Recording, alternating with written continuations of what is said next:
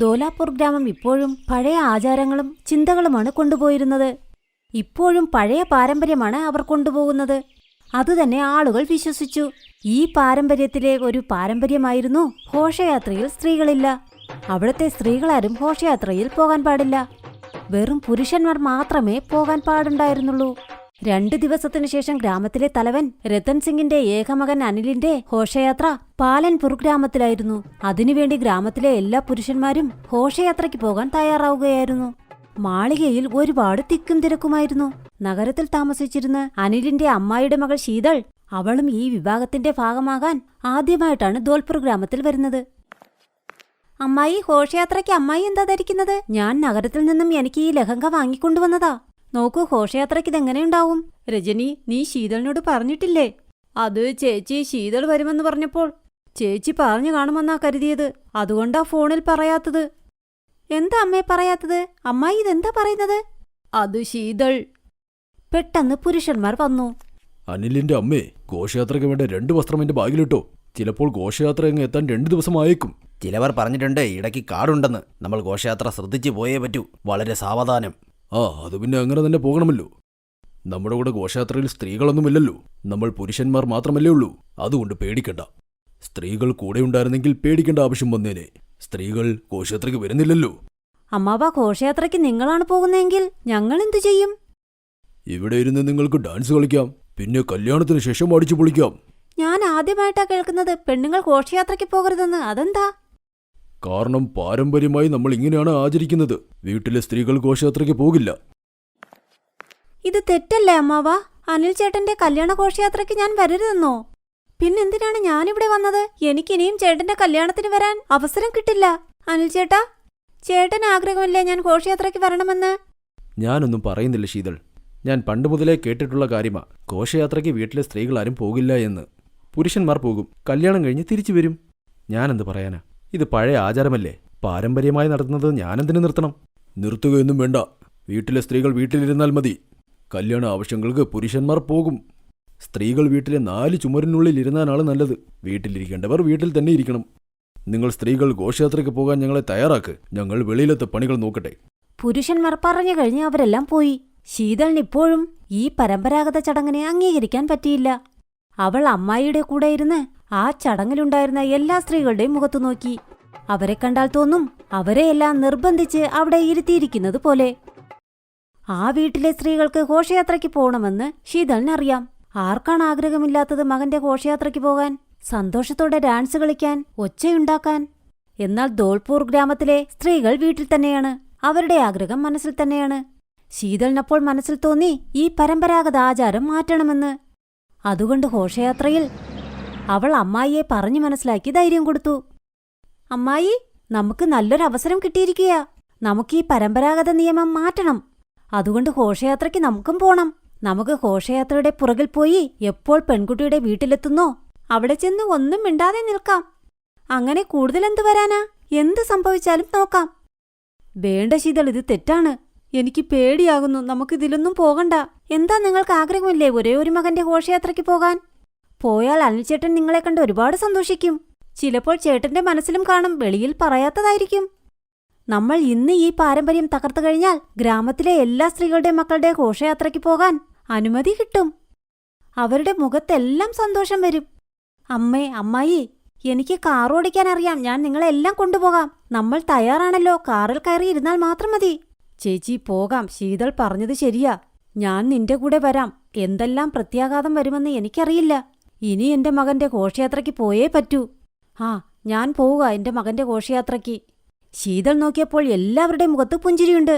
ശീതൾ അമ്മയെയും അമ്മായിയമ്മയും വേറെയും കുറച്ച് സ്ത്രീകളെയും കൊണ്ട് കാറിൽ കയറിയിരുന്നു. ഇത് കണ്ട് അവിടെയുണ്ടായിരുന്ന ബാക്കി സ്ത്രീകളുടെ മുഖത്തും സന്തോഷം വിടർന്നു. ശീതൾ മോളെ, ഇന്ന് നീ കാരണം ഈ പരമ്പരാഗത നിയമം അങ്ങ് മാറിക്കിട്ടി. ഞങ്ങളെല്ലാവരും നിന്റെ കൂടെയുണ്ട്. സന്തോഷമായി പോയി സന്തോഷമായി തിരിച്ചുവാ. ശീതൾ അങ്ങനെ ഘോഷയാത്രയ്ക്ക് പുറപ്പെട്ടു. വഴിയിൽ നല്ല കാടുമായിരുന്നു. ശീതളിന്റെ കാർ ഘോഷയാത്രയുടെ പുറകിലായി. പെട്ടെന്ന് ഘോഷയാത്രയ്ക്ക് നേരെ അമ്പുകൾ വരാൻ തുടങ്ങി. കുറെ ആദിവാസികൾ ഘോഷയാത്രയെ തടഞ്ഞു. ഞങ്ങളെ എന്തിനാ പിടിച്ചു വച്ചിരിക്കുന്നത്? ഞങ്ങളെ വിടൂ. എന്റെ മകൻ ഇന്ന് കല്യാണമാ. ഞങ്ങളെ വെറുതെ വിടൂ. ഇല്ല, നിങ്ങളെ വെറുതെ വിടില്ല. ഇന്ന് നിങ്ങളെല്ലാവരും ബലി കൊടുക്കാൻ പോകുക. അച്ഛാ, ഇവരെന്താ ഈ പറയുന്നത്? ഇന്ന് നമ്മൾ രക്ഷപ്പെടില്ലെന്ന് തോന്നുന്നു. ഇവരുടെ ഉദ്ദേശം ശരിയല്ല. നമ്മളെ എന്ത് ചെയ്യാൻ കൊണ്ടുപോകുവാണോ ആവോ? എന്ത് ചെയ്യുമെന്നോ? മനുഷ്യബലി കൊടുക്കാൻ പോകുക. പക്ഷേ ഈ പാരമ്പര്യം നിർത്തലാക്കിയതാ. നിങ്ങളിങ്ങനൊന്നും ചെയ്യാൻ പാടില്ല. ഞങ്ങൾ ചെയ്യും. ഞങ്ങൾ ഞങ്ങളുടെ പാരമ്പര്യം അതുപോലെ തന്നെ സൂക്ഷിച്ചു കൊണ്ടുവരികയാ. ഈ പാരമ്പര്യം ഒരിക്കലും തകർക്കാൻ പറ്റില്ല. ഞങ്ങൾ ഘോഷയാത്ര മുടക്കി അവരെല്ലാം ബലി കൊടുക്കുന്നവരാണ്. ഞങ്ങളുടെ ആചാരത്തിൽ ഇതെല്ലാം ഉള്ളതാണ്. ദൈവമേ, എന്തെങ്കിലും ഒരു വഴി കാണിച്ച് ഞങ്ങളെ രക്ഷിക്കൂ. വഴി നിങ്ങളുടെ അടുത്തുണ്ട്. ഇപ്പോൾ നിങ്ങളുടെ ഘോഷയാത്രയിൽ നിങ്ങളോടൊപ്പം സ്ത്രീകളും ഉണ്ടായിരുന്നെങ്കിൽ ഞങ്ങൾ നിങ്ങളെ ബുദ്ധിമുട്ടിക്കുകയില്ലായിരുന്നു. എന്നാൽ ഞങ്ങൾ കേട്ടു ഇന്നും ഒരു ഗ്രാമമുണ്ട്, അവിടെ സ്ത്രീകളെ പുരുഷന്മാർ തുച്ഛമായാണ് കരുതുന്നതെന്ന്. ഞങ്ങൾ അങ്ങനെയുള്ളവർക്ക് ശിക്ഷ കൊടുക്കും. ആര് സ്ത്രീകളെ ബഹുമാനിക്കുന്നില്ലയോ ആ ഘോഷയാത്രയ്ക്ക് വരുന്ന പുരുഷന്മാരെ ഒരു നല്ല പാഠം ഞങ്ങൾ വരെ പഠിപ്പിക്കും. നിങ്ങളുടെ ഘോഷയാത്രയിൽ സ്ത്രീകളില്ല, അതുകൊണ്ട് നിങ്ങൾ ഈ വേദനകൾ സഹിക്കാൻ ഇപ്പോൾ തയ്യാറായിക്കൊള്ളൂ. ആദിവാസികൾ ഘോഷയാത്രയ്ക്ക് നേരെ ആക്രമിക്കാൻ നിൽക്കുമ്പോൾ ശീതളും അമ്മയും അമ്മായിയമ്മയും പിന്നെ കുറെ സ്ത്രീകളുമായി വന്നു. നിൽക്കൂ, നിങ്ങൾ ചെയ്യുന്നത് തെറ്റാണ്. ഇതിൽ സ്ത്രീകളുമുണ്ട്. ഞങ്ങളുടെ കാർ പുറകിലായിരുന്നു, വഴിയിൽ കുടുങ്ങിപ്പോയി. പിന്നെ ഘോഷയാത്ര കണ്ടില്ല, നോക്കി നോക്കി വന്നതാണ് ഇവിടെ. പുരുഷന്മാർ മാത്രമേ ഉള്ളെന്ന് നിങ്ങളോട് ആരാ പറഞ്ഞത്? ഈ ഘോഷയാത്രയിൽ സ്ത്രീകളുമുണ്ട്, അതുകൊണ്ട് ഇവരെയെല്ലാം വെറുതെ വിടൂ. ശീതളിനെയും ബാക്കി സ്ത്രീകളെയും കണ്ട് പുരുഷന്മാർ ഞെട്ടിത്തെരിച്ചു. അപ്പോൾ ആരും മിണ്ടിയില്ല. കാരണം എല്ലാവർക്കും അറിയാം, ഇന്ന് ആ സ്ത്രീകൾ കാരണമാണ് ജീവൻ തിരിച്ചു കിട്ടിയതെന്ന്. ആദിവാസി ആ ഘോഷയാത്രയെ വെറുതെ വിട്ടു. ഘോഷയാത്ര വെറുതെ വിടൂ. ഇത് മനസ്സിലാക്കൂ, നിങ്ങൾ ഇന്ന് ഈ സ്ത്രീകൾ കാരണമാണ് ജീവിച്ചിരിക്കുന്നത്. ഇന്നു മുതൽ സ്ത്രീകൾ ഘോഷയാത്രയ്ക്ക് വന്നില്ലെങ്കിൽ ഞങ്ങൾ നിങ്ങളെ ഒരിക്കലും വെറുതെ വിടില്ല. നമ്മൾ പുരുഷന്മാർ എന്നെന്നും സ്ത്രീകളെ ബഹുമാനിച്ചേ പറ്റൂ. സ്ത്രീകളുടെ വീട്ടിലെ സന്തോഷം മുടക്കുകയും ചെയ്യരുത്. സത്യം പറഞ്ഞാൽ ഞങ്ങൾ ബലിയൊന്നും കൊടുക്കില്ല. എന്നാൽ ഞങ്ങൾ ഈ ഘോഷയാത്ര കുറെ നാളായി ശ്രദ്ധിക്കുന്നു. കല്യാണം നടക്കുന്ന സമയത്ത് പുരുഷന്മാരെ ഒരു പാഠം പഠിപ്പിക്കണം. നിങ്ങൾ എല്ലാവരും സ്ത്രീകളെ ബഹുമാനിക്കണം. അവരെ ഘോഷയാത്രയിൽ കൂടെ കൊണ്ടുപോകണം. ഇത് കണ്ട് ഞങ്ങൾ ആദിവാസികൾ സന്തോഷവാരാണ്. പോയി സന്തോഷത്തോടെ കല്യാണം നടത്തി ചടങ്ങുകളെല്ലാം കഴിഞ്ഞ് തിരിച്ചു പൊയ്ക്കോളൂ. അന്ന് ധോൽപൂർ ഗ്രാമത്തിലെ പുരുഷന്മാർ പാഠം പഠിച്ചു. അങ്ങനെ അവർ ആ പരമ്പരാഗത ആചാരമങ്ങ് ഉപേക്ഷിക്കാൻ തീരുമാനിച്ചു. അനിലിന്റെ ഘോഷയാത്രയിൽ പുരുഷന്മാർക്കൊപ്പം സ്ത്രീകളും ഒത്തുകൂടി. ഇതെല്ലാം ശീതൾ ശ്രമിച്ചതുകൊണ്ടാണ് നടന്നത്.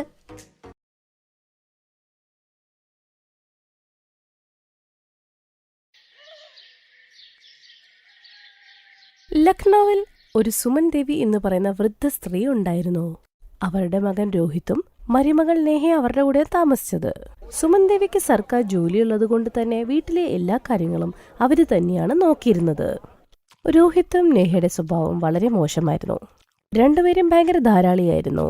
രണ്ടുപേരും പൈസ ചെലവാക്കാൻ ഒരു മടിയും കാണിക്കില്ല. സുമൻ ദേവി രണ്ടുപേരെ ഉപദേശിക്കാൻ ഒരുപാട് ശ്രമിച്ചെങ്കിലും രണ്ടുപേരും കേൾക്കില്ലായിരുന്നു. ഒരു ചെവി കൊണ്ട് കേട്ടിട്ട് മറ്റു ചെവി കൊണ്ട് അവർ വിടും. സുമൻ ദേവി എന്നും കഷ്ടപ്പെടുമായിരുന്നു. നേരത്തെ രാവിലെ എണീറ്റ് ജോലിക്ക് പോയി വൈകുന്നേരം വരുമായിരുന്നു. മാസം കിട്ടുന്ന ശമ്പളം വെച്ചാണ് അവര് വീട് മുഴുവൻ നോക്കിക്കൊണ്ടിരുന്നത്. കിട്ടുന്ന പൈസയിൽ നിന്നും സേവ് ചെയ്യാനും നോക്കും. പക്ഷെ രോഹിത്തിന്റെ നേഹയുടെ പാഴ്ചെലവ് കാരണം മിച്ചം വെക്കാൻ പോലും അവർക്ക് പറ്റുന്നുണ്ടായിരുന്നില്ല. രോഹിത്, സിനിമ കാണാൻ സമയാവുന്നു, അമ്മ ഒരു 500 രൂപ എടുത്തേ. ഒരു കാര്യം ചെയ്യമ്മേ, 1000 രൂപ താ. നിങ്ങൾ ഇന്നലെയല്ലേ ഹോട്ടലിൽ നിന്ന് പോയി ഭക്ഷണം കഴിച്ചത്? ഇന്നതാ സിനിമ കാണാൻ പോണു.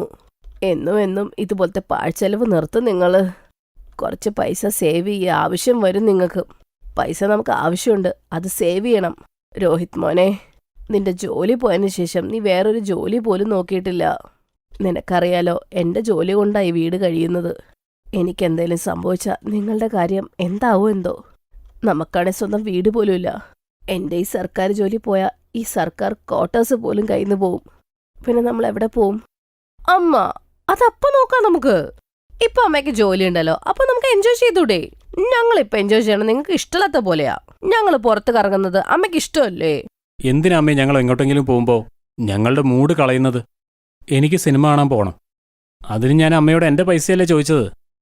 അല്ല മോനെ, അങ്ങനെയല്ല. ഞാൻ നിങ്ങളുടെ നല്ലതിനു വേണ്ടി പറയുന്നത്. നിക്ക്, ഞാൻ കാശെടുത്തിട്ട് വരാം.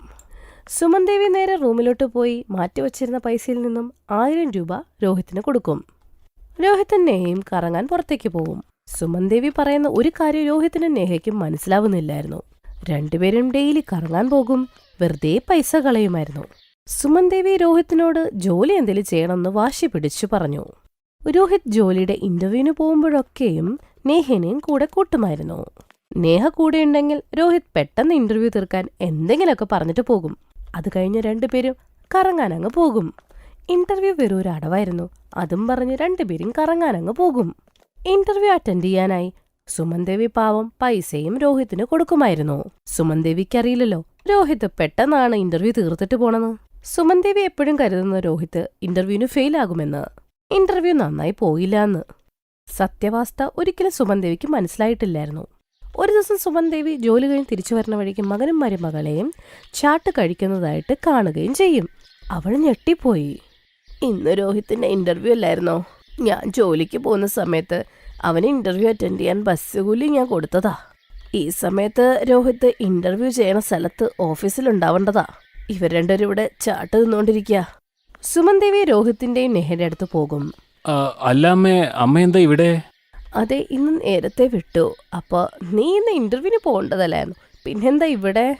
അമ്മേ, അത് എൻ്റെ ഇന്റർവ്യൂ ക്യാൻസലായി. പിന്നെ മാത്രമല്ല കുറച്ച് ലേറ്റുമായി.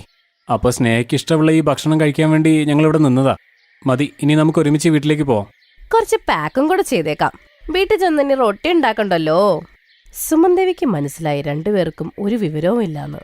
രോഹിത്തിനും നെഹയ്ക്കും ഒരു ഉത്തരവാദിത്വമില്ലാന്ന്. നെഹയ്ക്കാണെങ്കിൽ മുമ്പോട്ടുള്ള ജീവിതം എങ്ങനെയാകും, എങ്ങനെയൊക്കെ സേവ് ചെയ്യണമെന്ന് പോലും അറിയില്ല.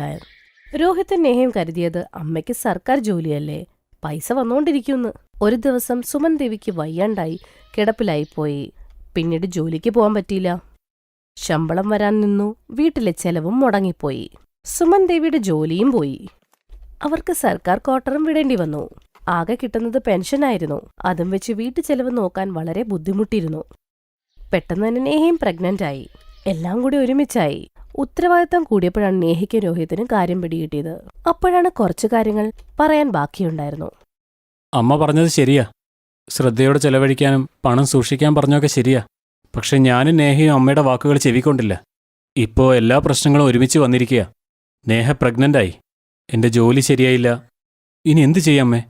നീ വിഷമിക്കണ്ട. ഞാൻ നിന്റെ ജോലിയുടെ കാര്യം പറഞ്ഞിട്ടുണ്ട്. നീ കുറച്ച് കഷ്ടപ്പെടേണ്ടി വരൂ, അത്രേ ഉള്ളൂ.